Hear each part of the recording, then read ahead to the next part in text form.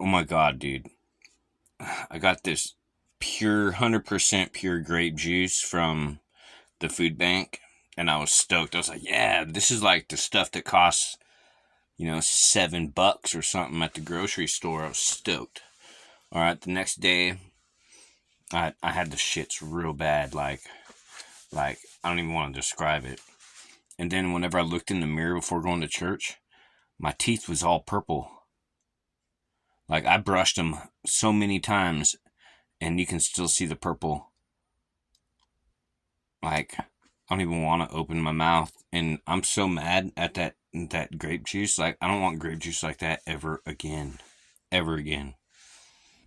Like, no, there's something wrong when grape juice like colors you. You shouldn't do that.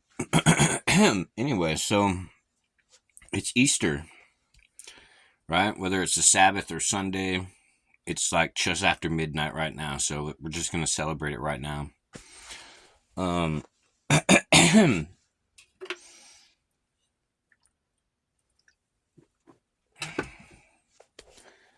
that's my second beer I've had this month.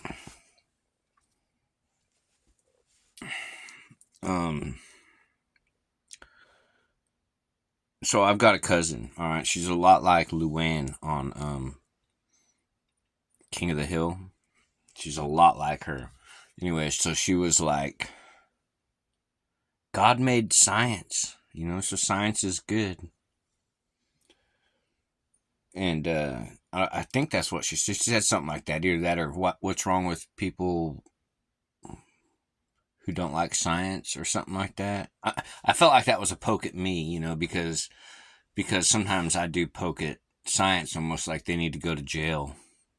There are scientists that deserve to be in jail because, they are messing with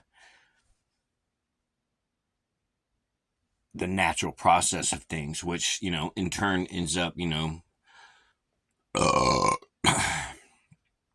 the domino effect. Clap, clap, clap, clap, clap, clap. And the next thing you know, mass extinction of certain species because, we were practicing science. We have a good idea. We can get a whole bunch of scientists to sign off on this idea. We can make an artificial reef out of all these used worthless tires that the United States of America accumulates. Because we change our tires. We can just dump them in the ocean. We're scientists. We're smart. We know what we're doing. Just dump them in the ocean. Um, when it backfires, maybe I'll have retired by then, as a scientist at least. And those are all the benefits of being a scientist. And like you get to do bad things as long as it's funded by the government. And you can do lots of bad things, whether it's, make humanized pigs, like they are actively trying to grow humanized pigs. I mean, we can already use pig organs to transplant to humans, you know what I mean? So they want to do it in quantity, mass quantity type of situation so that, they can be more readily available and sold and made money off of. So they really do want to make humanized pigs, that they can just, I don't even know how they would do it.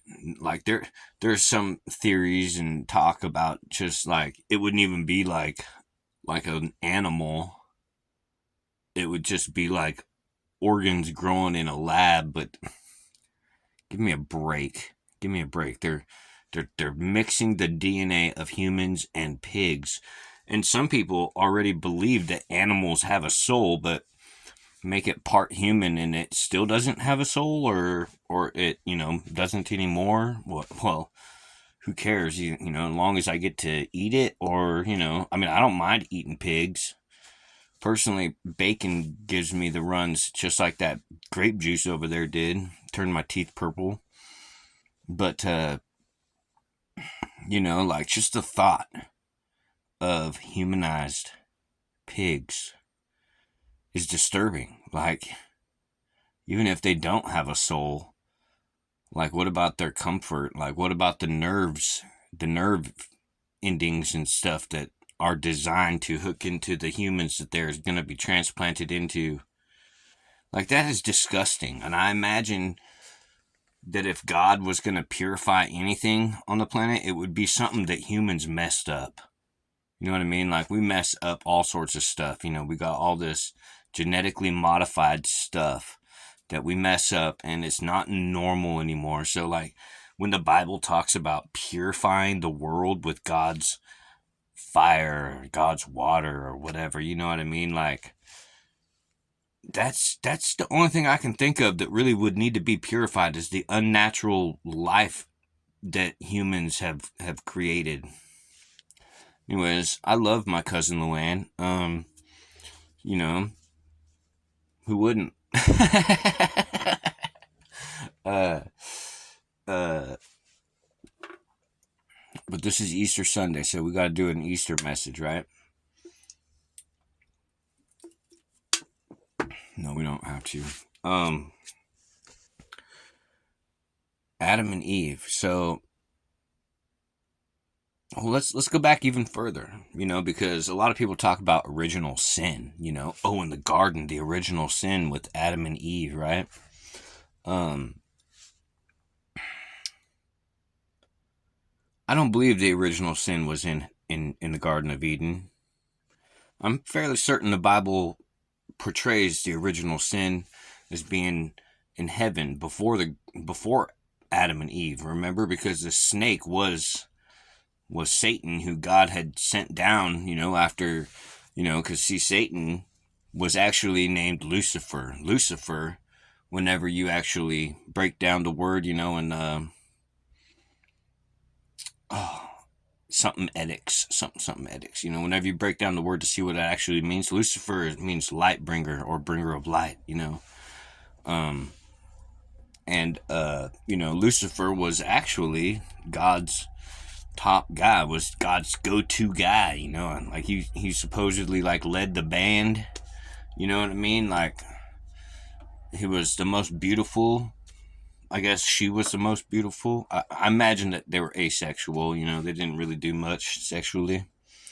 So there was no he or she. It was, you know, kind of like woke, you know, a them type of situation. You know, he thought, you know, he was one of God's angels, one of God's cherubims or something, right? And like, he had a job. He had a job to glorify God. That was Lucifer's job, was the leader of those entities, to glorify God and his throne, cover and protect it. And you know, he got a little bit proud and was like, I kind of like God's throne, and I think I'm capable of sitting in it. I'm capable of protecting it and covering it. Why can't I sit on God's throne and use God's toilet paper? You see, God didn't take kindly to that. He didn't like that at all. So he was like, you know, sent him down to the earth, sent him down to the ground, where he became the snake that convinced Eve. You know, that was when Eve, that was before, you know. So at that point, whenever God took Satan, you know, Lucifer from heaven and sent him down, like, and that's whenever he's no longer Lucifer anymore. That's, you know, like, how many names does Satan have, or the devil have, or whatever? That's whenever he lost his position. So no longer Lucifer. Lucifer was the light bringer, the bringer of light. That was his good person. That was his good side. That was his beautiful side.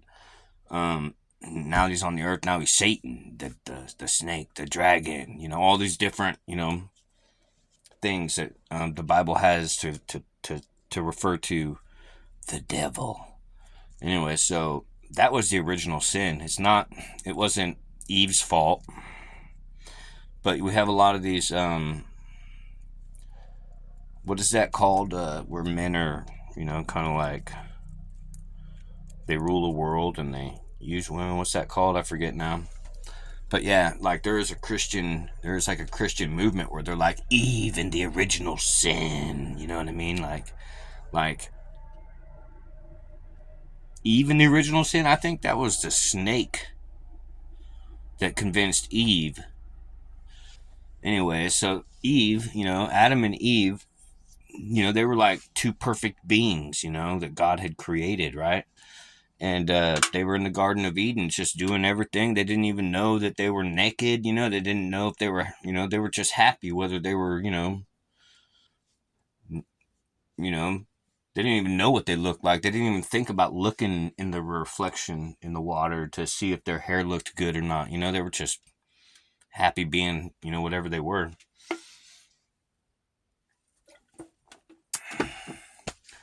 So my cousin Louanne, she's like, I don't understand what people's problem is with science. God made science. God made everything. And I was like, God made rape too? Is that what you're trying to say? Like, God didn't make science. You know, like, like, I think you're pushing it. I think you're poking at me. I think you're prodding me. And, like, the fruit of knowledge. So the snake comes, like, there wouldn't be science. There wouldn't even be science if Adam and Eve didn't eat the fruit of knowledge. It's pretty important to focus on why it was called the fruit of knowledge. You know what I mean? Like, that was whenever we started having inspiration, I guess, huh? That was, whenever we started thinking outside the box. And so, like, here we go.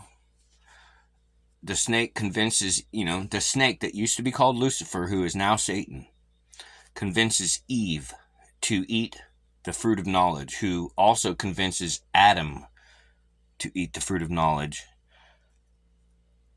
And that's whenever her name changed. See, God was like, hey, you two, where you at? And they were hiding from him because they realized they had genitalias all of a sudden. So that's whenever her name, so like, it used to be Adam and Eve in the Garden of Eden, but now it's Adam and vagina in the Garden of Eden. And let me explain. Um, because after that sinning of eating the fruit of knowledge, God sent them out of the garden to populate the world. So they didn't even have genitalias until then. You know what I mean? At least they weren't allowed to use them, or they didn't even know they had them.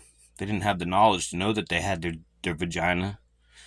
So Adam, I don't even know, like, how was that, like, who was the punishment? Who was God punishing? Now it went from Adam and Eve to Adam and vagina. You know what I mean? So we wouldn't even have science if it wasn't for Adam's vagina. Like, the vagina that was in the garden convinced, Adam to eat the fruit of knowledge. And we wouldn't even have us. The world would never have been populated if the vagina hadn't convinced Adam to eat the fruit of knowledge. I was trying to tell my cousin Louanne, I was trying to tell her, science is the devil. All right, science is the devil. Not all science. Not like,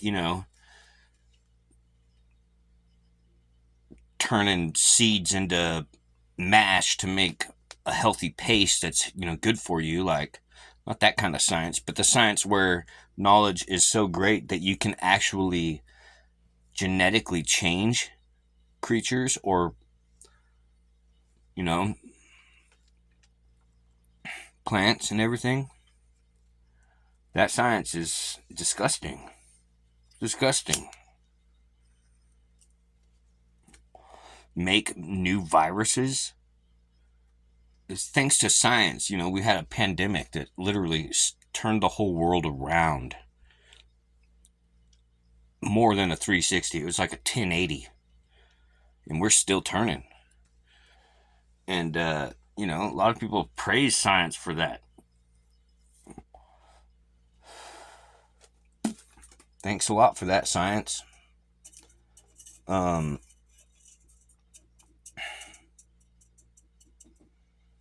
yeah, it was and so I was telling her, I said, it's vaginas like you that convinced Adam to eat the fruit of knowledge, and it's thanks to vaginas like you that we have nukes and mass extinctions. You know what I mean? Or like in what do you call that? Invasive species and stuff like that. Thanks to the vagina. And like we've been permanently punished when God gave us the vagina. Like we can't even stop using the vagina. You know what I mean? Like, and we're just continuing to populate this world. It's thanks to vaginas that we have nukes and mass extinctions. And I'm not saying that as like, a male chauvinist, vagina lover. I, I don't even think it's the vagina's fault. I think it was Lucifer's fault. But let me cover something else. God is all knowing. God is great. God is good. God is like all wise and omniscient. Are you trying to tell me that God didn't know that Satan was going to convince Eve and Eve was going to convince Adam? And suddenly God was going to send Adam and the vagina out into the world to populate it? Like, it seems to me like it was kind of like a, kind of like a caterpillar in a cocoon type of thing. You know what I mean? God knew what was going to happen in the Garden of Eden. He knows everything. He created it all, right? Maybe that's what she's been trying to tell me, is it's God's fault that, we have all the bad things in the world. That might be like the hill that she's standing on with her little flag. But,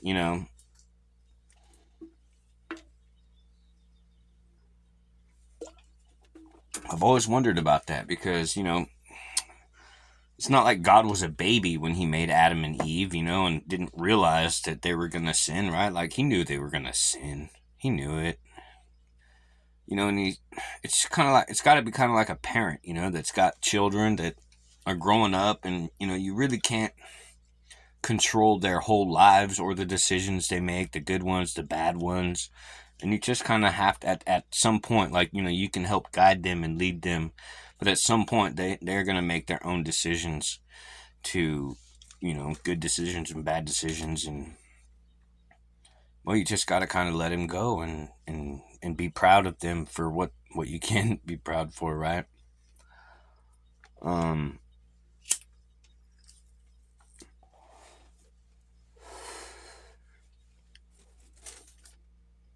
But that was how, Lucifer's name got changed, and Eve turned into a vagina.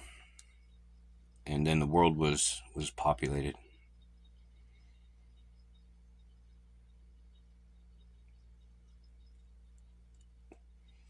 But, like, so the transformation from caterpillar to butterfly has not been completed yet. The caterpillar is in its cryostasis stage right now. Like, we're in the world, there's a bunch of souls, and only the and only certain amount of us are going to get to spend time in heaven with God, where Lucifer used to be. And so like this world is like a cocoon, and